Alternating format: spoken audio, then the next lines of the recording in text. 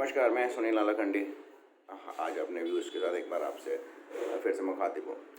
सबसे बड़ा संकट इस समय देश में है, वो है कोरोना का। कोरोना पूरी तरह से फैल रहा है और कल 2 लाख से भी ज़्यादा मरीज भारत में पाए गए, संक्रमित मरीज पाए गए।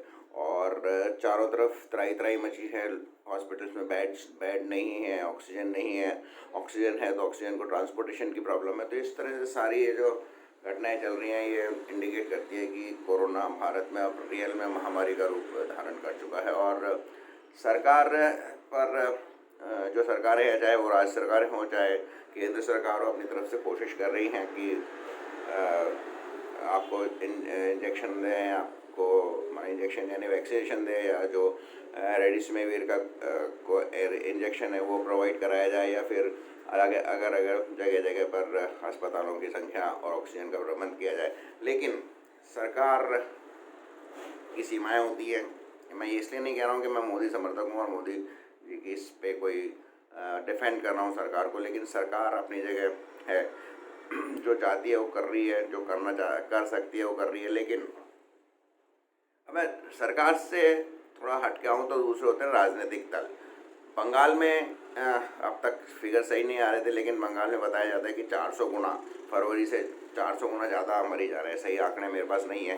तो इसके चलते कल ममता बनर्जी ने कहा कि कोरोना बहुत ज़्यादा फैल रहा है और इसके लिए बाहर से आए हुए जो लोग हैं, जो हमेशा कहती आई हैं कि बाहर से बीजेपी, बिहार से, बंगाल से और गुजरात से जो लोग आए हुए हैं, विशेषकर मतलब उसने ऐसा नाम नहीं दिया कि इनकी वजह से फैल रहा है, लेकिन बाहर से जो लोग आए हुए हैं उनकी वजह से बंगाल में कोरोना का विस्फोट हुआ। यानी कि वो अब भी इसके साथ राजनीति कर रही है। और हालांकि वो चीफ मिनिस्टर है और पिछले 1-1.5 महीने से उन्होंने कोरोना संबंधित कोई ऐसी मीटिंग में शामिल हुई हो या कोई अपने सरकार की तरफ से कोरोना को प्रिवेंशन के लिए कोई एक्शन उठाया हो, तो ऐसा नहीं लगता है, दिखाई तो नहीं देता है। कल बहुत दिनों बाद उसने कोरोना के बाद की, जब उन्हें लगा कि अब शायद ये आउट ऑफ कंट्रोल चला गया है और राजनीतिक तौर पे वो मोदी और बीजेपी का सामना नहीं कर पा रही है, उनको हार अपने सामने दिख रही है, तो वो डिस्कोर्स का जो कोरोना की तरफ मोड़ना चाहती थी, तो उन्होंने मोड़ने की कोशिश की। अब वो सफल हो पाएंगी या नहीं हो पाएंगी, लेकिन इतना निश्चित है कि कोरोना फैल रहा है। और याद है कि एक ममता बनर्जी ने हालांकि प्रैक्टिकल सोल्यूशन दिया, थ्योरेटिकली वो कितना पॉसिबल है कि नहीं, कि अगले जो 5वें चुनाव दौर का चुनाव तो कल होगा और बाकी जो 3 दौर के चुनाव उसको जल्दी 1-2 दिन में समाप्त कर दिए जाए, ताकि लोग बाहर ना निकले। अब ये तो रही सरकार की तरफ से। एक और इसमें कहा जाता है कि कुंभ के मेले की वजह से भी बहुत फैला है कोरोना। तो ये आर्गुमेंट इतना ज़्यादा मैं नहीं मानता हूँ। हालांकि कुछ फैला होगा, लेकिन यदि आप फिगर्स देखें तो अगर कुंभ मेला तो अभी पिछले 15 दिन में शायद हुआ है, उसके पहले महाराष्ट्र में क्या कारण था कि 50,000 से 60,000 रोगी प्रतिदिन आने लगे, मध्य प्रदेश में इतने क्यों बढ़ गए, राजस्थान में इतने क्यों बढ़ गए। तो कुंभ मेले से निश्चित रूप से अगर कुंभ मेले में ज़्यादा सावधानियाँ बरती गई होती तो उसका इफेक्ट कम पड़ता है। लेकिन निश्चित रूप से ये कुंभ मेले को तो इसका दोषी नहीं ठहराया जा सकता है, केवल राजनीतिक है और उन सेक्युलर लोगों की या उन लिबरल लोगों की राजनीति है, जो हिंदुओं का किसी न किसी ये मौका ढूंढते रहते हैं कि हिंदुओं का विरोध किया जा सके। तो ये एक बात है, और ऐसा मुझे नहीं लगता है। लेकिन सरकार, कुंभ मेला, चुनाव, ये सब तो होते रहेंगे। आपको क्या करना है आपके लिए? अगर वैसे मैं एक बार आप और बताऊं, कांग्रेस के एक दिग्गज, बहुत बड़े नेता जो सोनिया गांधी के बहुत ही नज़दीक थे, अहमद पटेल, उनकी भी कोरोना से मृत्यु हुई। और आज की तारीख में उनको रोने वाला कांग्रेस में कोई नहीं है, कोई उनकी बात ही नहीं करता है। तो इस तरह से राजनीतिक पार्टियों में जहाँ तक सवाल है, उनके कोई फ़र्क नहीं पड़ता है कि उनकी खुद की पक्ष का इतना मजबूत नेता कोरोना से का शिकार हो जाए, फिर भी वो उनकी अपनी जो जिस धर्रे पे वो पार्टी चल रही है, जो भी कोरोना के प्रति उसकी संवेदनाएं हैं वो उसी तरह है। क्योंकि राहुल गांधी ने कल पहली बार आम सभा की, बंगाल में काफ़ी लोग थे उसमें, और वहाँ पे भी कोरोना का कोई विशेष बचाव के लिए या प्रोटोकॉल को फॉलो नहीं किया गया था। इसके बाद मेरे को एक और बात पता चली है, ये मालूम नहीं राजीव गांधी के लिए, राहुल गांधी की सभाओं के लिए ट्रू है कि नहीं है, लेकिन ममता बनर्जी और बीजेपी के नेताओं के लिए ट्रू है कि जब वो मंच पे जाते हैं तो मंच पे जितने भी लोग उनके पास आते हैं, जितने भी लोग उनसे निकट में आते हैं, उनके बात करने आते हैं या उनका सम्मान करने आते हैं, उन सबको पहले उनका कोरोना का टेस्ट किया जाता है, और अगर वो नेगेटिव होते हैं तभी उनको स्टेज पे चढ़ने दिया जाता है। ये कहानी दोनों की है, ममता बनर्जी की भी है और बीजेपी की भी है। तो आप देखिए, नेता अपने आप के लिए तो कितने संवेदनशील हैं, कितना बचाव करके रखते हैं, लेकिन आम जनता के लिए किसी भी नेता ने, ना ममता बनर्जी ने, ना बीजेपी के किसी नेता ने, जिसमें प्रधानमंत्री भी शामिल हैं, कभी मंच से कोरोना प्रोटोकॉल अपनाने की बात कही या नहीं कही।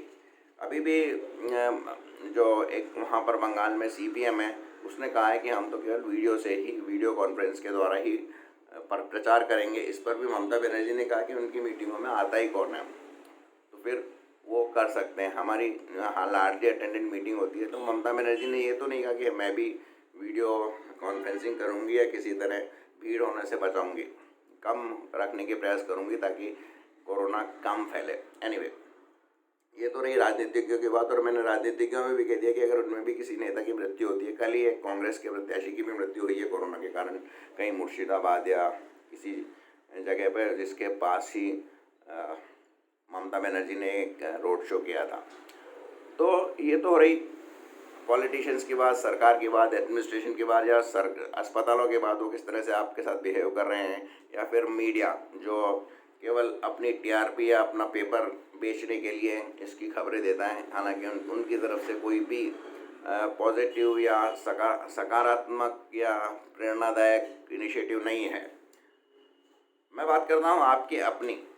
अगर 2 लाख मरीज कल पाए गए संक्रमित, तो इससे ये आपके लिए एक फिगर है, इससे आप पे कोई फ़र्क नहीं पड़ता आपकी सेहत पे इससे भी फ़र्क नहीं पड़ता कि मरीज, जैसा कि आज दैनिक भास्कर में आया कि एक ऑटो में ऑक्सीजन सिलेंडर लेके घूम रहा है मरीज, हस्बैंड वाइफ बुजुर्ग हैं, वो ऑक्सीजन सिलेंडर लेके गैस लगाए हुए हैं, क्योंकि उनको अस्पताल ने कह दिया था कि आप अपनी ऑक्सीजन गैस का अरेंजमेंट करो, तो भी हम आप एडमिट करेंगे, तो वो लिए। ये सब आपके लिए समाचार है, और तब तक समाचार बने रहेंगे जब तक कि आप इससे अफेक्टेड नहीं होंगे, और आपको, जैसा मैंने कहा, केवल आप ही बचा सकते हैं। अब इसमें आप एक और बात जो बीच में उछाली गई थी कि वो जो कुछ लिबरल सेक्युलर इंटेलेक्चुअल्स ने कहा था कि आपने अस्पतालों के तो लिए लड़ाई लड़ी ही नहीं है, आपने तो मंदिर मस्जिद के लिए लड़ाई लड़ी, तो उससे तो आपको वही मिलेगा जो आपने मांगा था। ये निश्चित रूप से गलत बात है, कोई इसका औचित्य नहीं है। अस्पताल के लिए आपको कभी मांग नहीं करनी पड़ती है, और ना ये जो वो कह रहे हैं वो शायद मंदिर मस्जिद की बात इसीलिए कह रहे हैं कि वो हिंदू विरोधी हैं।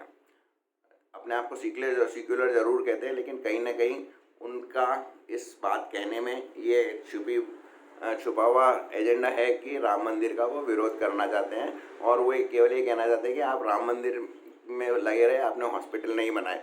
लेकिन शायद उन लोगों को ये मालूम नहीं कि नए एम्स, नए हॉस्पिटल और नई सड़कें जो सब आपके स्वास्थ्य के लिए हालफुल रहेंगी, वो पिछले 10 साल और 7-8 सालों में बहुत अधिक बढ़ी हैं।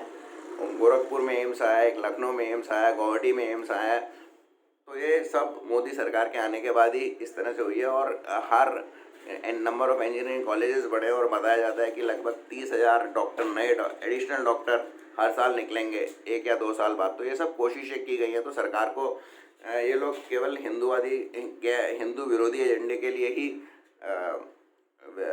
अपने स्टेटमेंट दे रहे हैं। तो आप इन सब को मत सुनिए। आपके लिए केवल इतना इम्पोर्टेंट है कि मास्क पहनिए, और घर से यदि ज़रूरत नहीं है तो बिल्कुल मत निकलिए, और जब घर से निकलने के लिए आप अपना दरवाज़ा खोलें तो वहाँ पे रुकिए, एक लंबी सांस लीजिए, और अपने आप से पूछिए कि क्या जाना ज़रूरी है बाहर। और यदि आपको खुद आपका दूसरा अंतरात्मा कि नहीं कोई खास ज़रूरी नहीं है, तो इसके बिना इसके भी निपटाया जा सकता है कि आप तो मत निकलिए, और बाहर निकले तो मास्क पहनिए, लोगों से दूरी बनाइए रहिए, यही आपको बचा सकता है। और इससे ज़्यादा घबराने की भी ज़रूरत नहीं है। आपको मामूली बुखार आए तो टेलीफोन से अपने पारिवारिक डॉक्टर से सलाह ले लीजिए, घबराने की ज़रूरत नहीं है। लेकिन हाँ, सुरक्षा उपाय करने की बहुत ज़रूरत है। और यही मैं चाहता था, मैं इस पर बात नहीं करूं कोरोना पे, क्योंकि मेरे लिए एक बहुत ही ये दुखदाई सब्जेक्ट है। और मीडिया, हाँ एक बार और मैंने जैसे पिछले वीडियो में कहा कि समाचार पत्रों में और टीवी में आप कोरोना संबंधित या सोशल मीडिया पे कोई भी समाचार हो उसको मत देखिए, इसको बिल्कुल भी इस पर ध्यान नहीं दीजिए। ध्यान केवल आपको 3 ही चीज़ों पे देना है: मास्क, दूरी, 2 गज दूरी है ज़रूरी, और सोशल डिस्टेंसिंग। अगर ये आप घर से बाहर नहीं निकले तो आप इससे बचे रहेंगे। बाकी आपको भगवान भी नहीं बचा सकता, भगवान तो खैर बचाएगा ही, भगवान के जो दूसरे रूप हैं डॉक्टर, वो भी नहीं बचा सकते।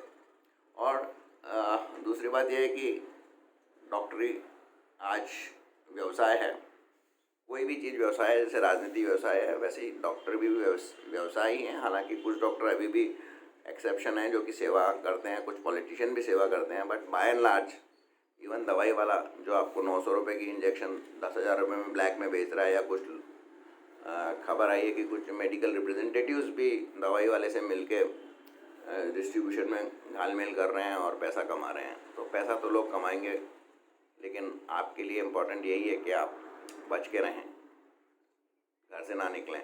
बहुत बहुत धन्यवाद मेरे को इतनी देर तक झेलने के लिए। और अंत में आपके भीतर बैठे परमात्मा को मैं प्रणाम करता हूँ। वो परमात्मा ही आपको कोरोना से बचाएगा, मुझे भी वही बचाएगा। बहुत बहुत धन्यवाद।